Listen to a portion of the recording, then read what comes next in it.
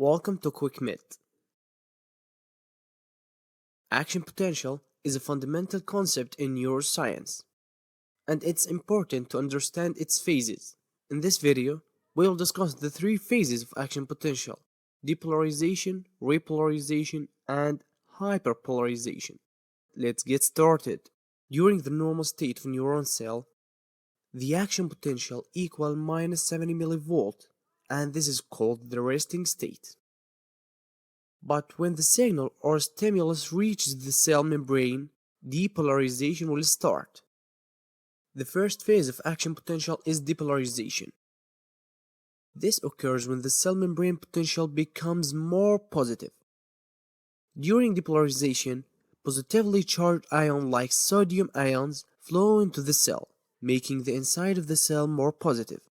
This change in membrane potential triggers the opening of voltage-gated ion channels, leading to an influx of more sodium channels into the cell. As a result, the membrane potential becomes more positive and reach the threshold, triggering the next phase of action potential to start. You must know the peak, where sodium channels are closed and potassium channels are opened. Repolarization. The second phase of action potential is repolarization. This occurs when the cell membrane potential returns to its resting state. During this phase, potassium ion moves out of the cell, making the inside of the cell more negative. This is also facilitated by closing of sodium channels.